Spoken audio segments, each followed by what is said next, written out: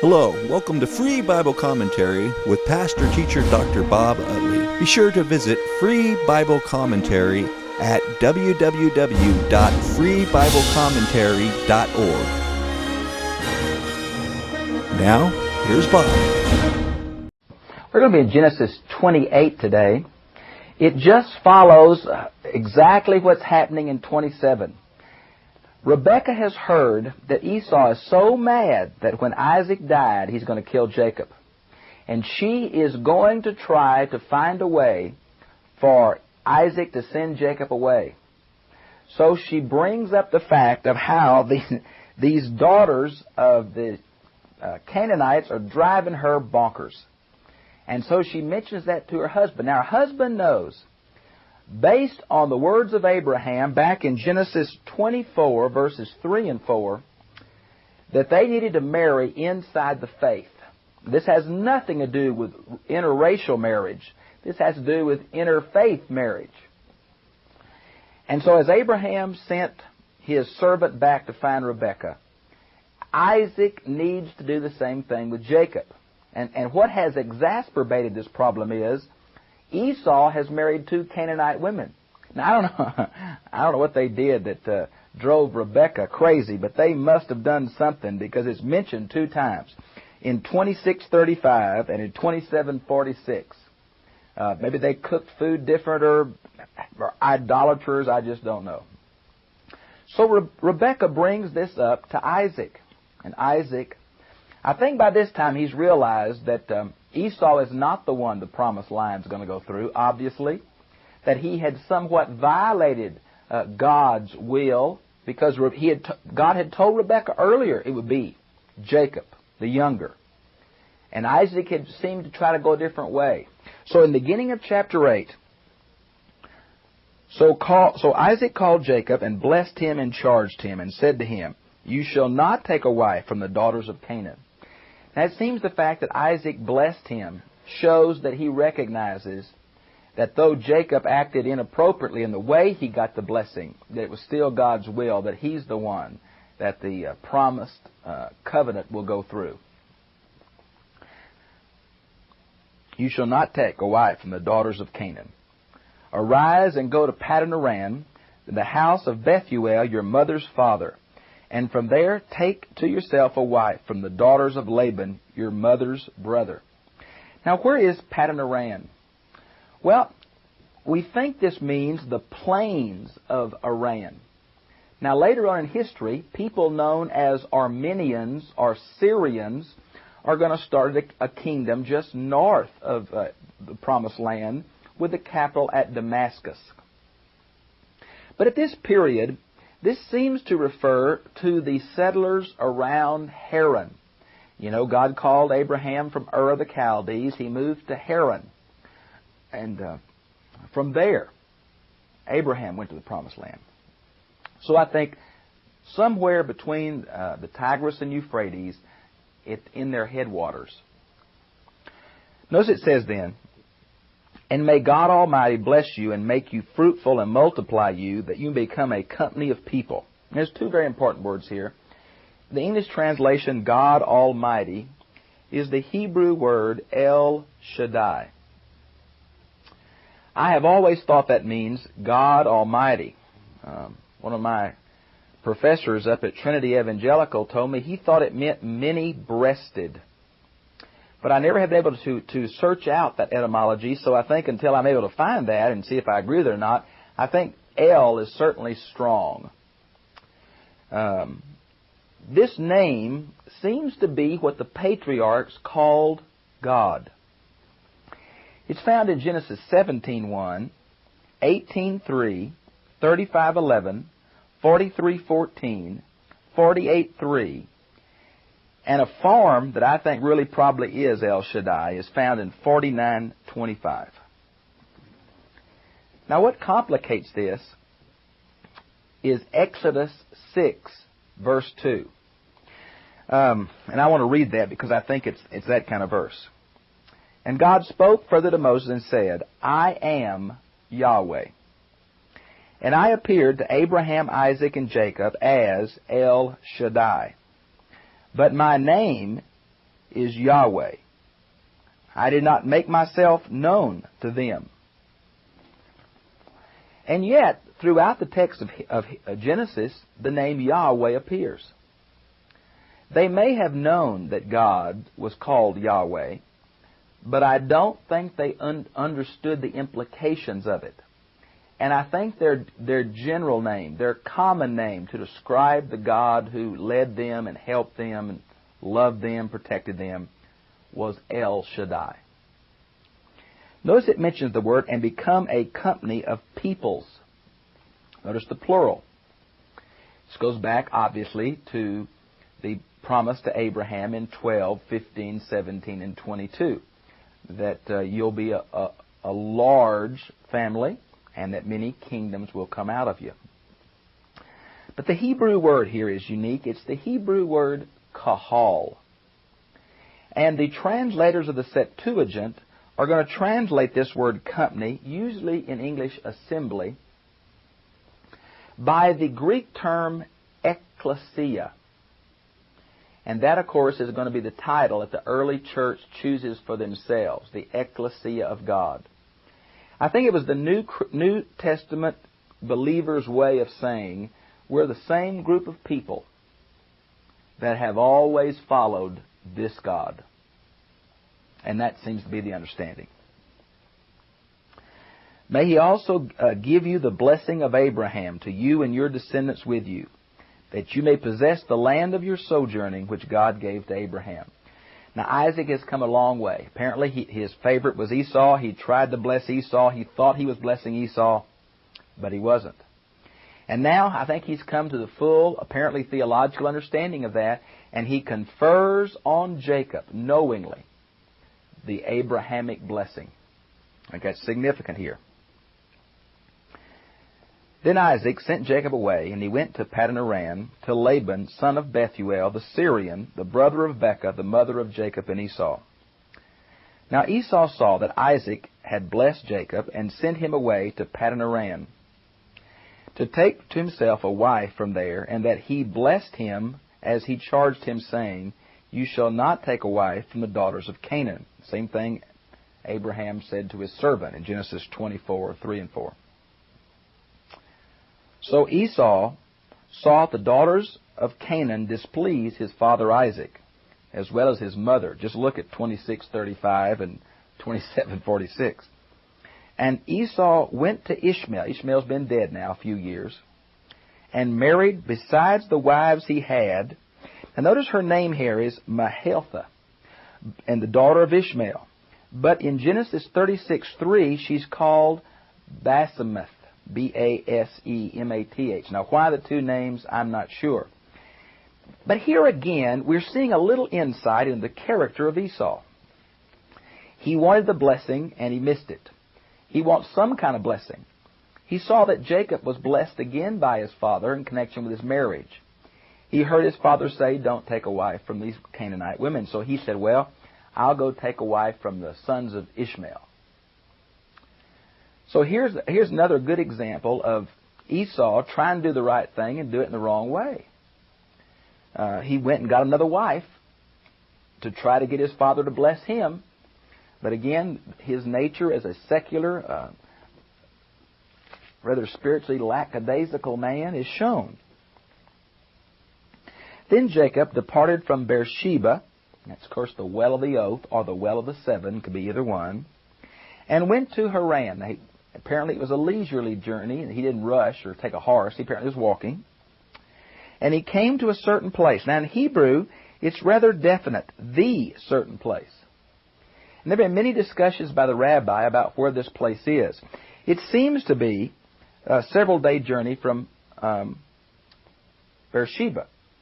The site we think this is, Bethel, in the foothills of Ephraim, is about 3 days' journey. Well, it was about 70 hours or so. So he was going kind of leisurely, right? And he did not know this was a famous place or a special place. But it just happened that night fell and caught him in this special place, though he didn't know it. Now, this general area does have a connection with Abraham. Back in Genesis 12:8 and back in 13:3 and 4, in this general area, Abraham had met God. And he spent the night there because the sun had set. Took him by surprise, apparently.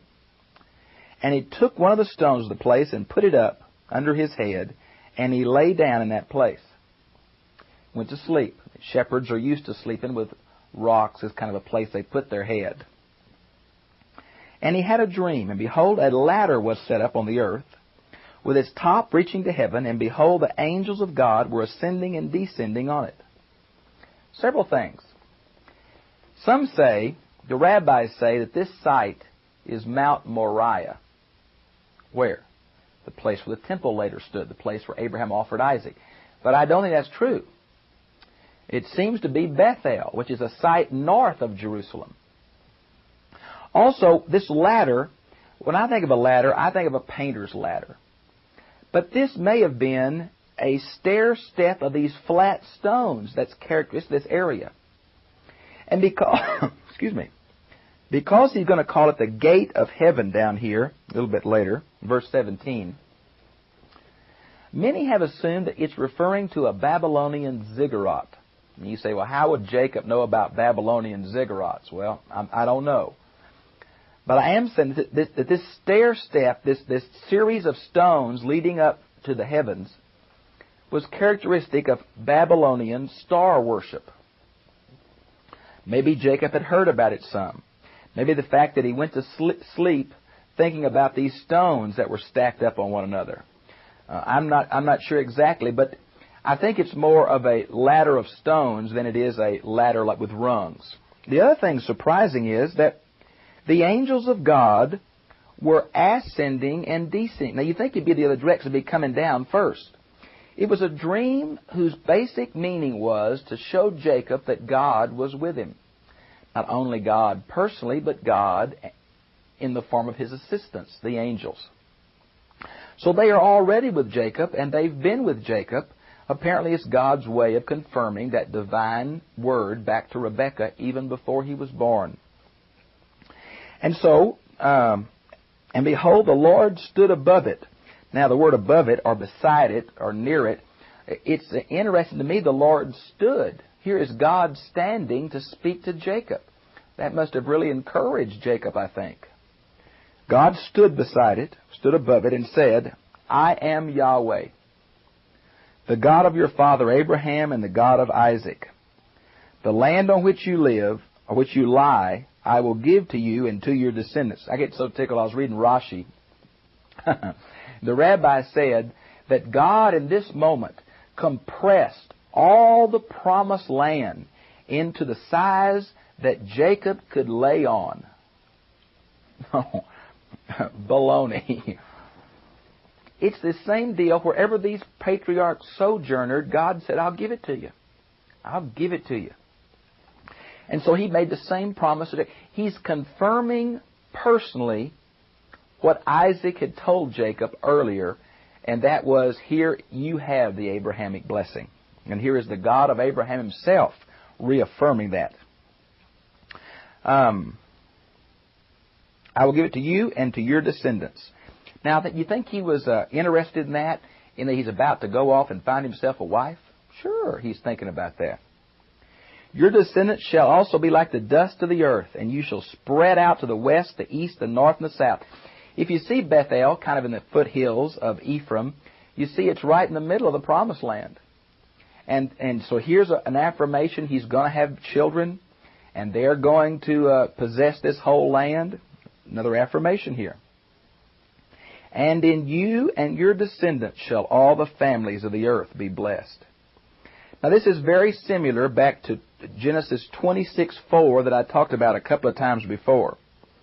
In Genesis 26:4 it says, shall be blessed. And we talked about the fact that there, 2 times we have this very special construction. Now, back in 26:6, it's in the Hithpael, which means shall bless themselves. But here in 28:14, it's in the Niphal, which means they shall be blessed. Now we find the Nephal in chapter 12, verse 3, the original covenant to Abraham, in 18:18, in 28:24. We also find it twice in the New Testament, Acts 3:25, Galatians 3:8. Now those New Testament passages are quoting the Septuagint. And in the Septuagint translation, done about 250 BC, the translators don't make any distinction between the Hithphael and the Nephal. So I'm not sure if the distinction is meant to be or not. But it's this wonderful universal promise that somehow through Jacob and his descendants, the whole earth is going to be blessed. Of course, we know that through the Messiah and his substitutionary death for all men. Let me continue then. Verse 15.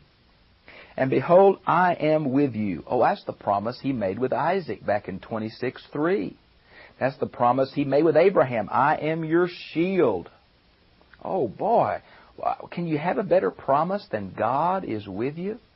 Is there anything superior to the presence of God? None of his gifts compare with his presence. I am. And that's a form of that covenant name Yahweh. I am with you. Boy, that's heavy. I think when I think of that, Jesus saying, and lo, I myself am with you to the end of the age. Matthew 28, the Great Commission. And I will keep you wherever you go. Now, some make a big deal here about Jacob thought that God was a national God or a local God. I think that's reading way too much in the Old Testament. Jacob was just glad that though God was back there with Isaac and Rebekah, he was also with Jacob. I will not leave you until I have done what I have promised you. Wow. I will not leave you till I have done what I have promised you. You might want to write a parallel passage down, Deuteronomy 7:9. These same promises are going to be made to national Israel. Through Jesus, they're made to us individually again. Then Jacob awoke from his sleep and said, surely the Yahweh is in this place, and I did not know it. It didn't look like a holy place. Now, a lot of commentators say it was a Canaanite shrine. Jacob says this doesn't look like a shrine. This doesn't look like a place to meet God. It looked just like a regular place that I stopped, but God was here. I think it's significant that God appeared in a regular place, not a special place. The theology of that is good. I'm with you wherever you are. Not just in a sacred place. I'm with you wherever you are, Jacob. Wow. And he was afraid and said, how awesome is this place? This is none other than the house of God, and this is the gate of heaven. Well, exactly why he was afraid, I don't know. I think there's something about being in the presence of God that's awesome. Maybe he was afraid he profaned the place by sleeping there. Maybe he felt like he had seen God in that dream. This was the first time God appeared to Jacob. It was a pretty scary experience. He calls it the house of God. Where we get the name Bethel. Bethlehem, house of. Bethsaida, house of. Bethel, house of. Now, depend whether it's a house of fish like Bethsaida, or house of bread like Bethlehem. Here it's house of God, Bethel. It became a very important cultic center to the northern tribes, though later the site was perverted by some of the calf worship of Jeroboam I. Now, this gate of heaven has really been interesting. The rabbis struggle with this some. Now, they're assuming this is on Mount Moriah. And what they say is, see, the temple on Mount Moriah, which is not built, of course, yet, but that will be, is looking right across into the temple of heaven. And there's a ladder that connects them. Well, I think, first of all, that they're off geographically. And then I think they're off theologically. The gate here is not so much men approaching God, but it's what? This is the place that God comes to men. Verse 18. So Jacob rose up early in the morning and took the stone that he had put under his head. I get so tickled with folks when they say, how could Jacob raise this big a stone? We don't know how big a stone it is. Whatever stone he used for a pillow, he stood it up. Now, what's the symbol of this standing up? He's going to make it like a monument. We know that because he's going to set it up as a pillar and poured oil on the top of it. Now, what's the idea of pouring oil on it? Well, I'm not sure. You might want to see Genesis 31:13. Oil was some kind of symbol of it being a special monument. It's interesting to me that the root for the word oil or pour on is the same root as the root Messiah, which means the anointed one.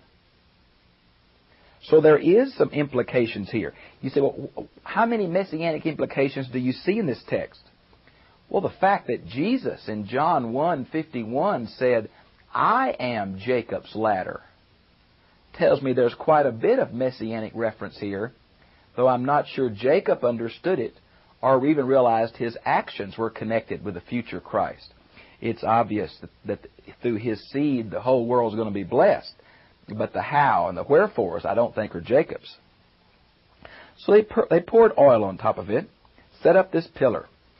I think I'll say to you, later on in Judaism, this pillar had to be banned, because what they began to do is think, well, if this pillar is placed that stands for God, then this pillar must be a representation of God. And then they began to carve the pillar, and these carved pillars became the sign of Baal worship, the male fertility god. And beside the altar of Baal was a carved wooden image of Ashtoreth, the female deity. So it came later on in Deuteronomy and the rest of the Mosaic legislation. This is condemned and banned. But Jacob knows nothing of that. He's doing this in faith. So he set it up. And he called the name of the place Bethel. However, previously the name of the city had been Luz. Now, Luz means almond tree. And Utley, verse 19, is an editor going back and editing some of this. And I think that's obvious. We know from the history of this site that the Canaanites called it Luz and the Jews called it Bethel until the Jews finally took over the whole area and it became Bethel. And Jacob made a vow, saying, a vow how? Well, he promised God. A vow means you promise something in God's name. Now, the structure is an if-then structure. And I must admit, when you first read it, Jacob comes across in a pretty shoddy fashion. For those who think that Jacob's been pretty shoddy from the first, it doesn't bother them that he's putting conditions on God. I'm not sure Jacob has been shoddy from the first. I grant you he did some really dumb, manipulative things, both with his brother and with his father. But it seems to me he's doing them for religious reasons. I think he's doing them because he realized God's going to use him. Now, I agree it's an if-then formula, but it seems to me everything God's promised him earlier, he's putting into some concrete terms. He's saying, you know, God, you promised me to be with me and help me and bless me. You know, I believe that. And if you're with me and clothe me and feed me and bring me back to my parents, then I'll know that you're my God. I don't think that's conditional. Maybe if those of you who know Greek, it's like a first-class conditional. He's assuming God's going to do that. And so he expresses this in a vow. If God will be with me and keep me on this journey that I take, and will give me food to eat and garments to wear. He's not asking for the earth, the moon, the stars, and other things, is he? No, just the bare necessities. And I return to my father's house in safety and peace. Shalom. Then Yahweh will be my Elohim. Is that implying that until then he was not? I think not. That's reading way too much in here.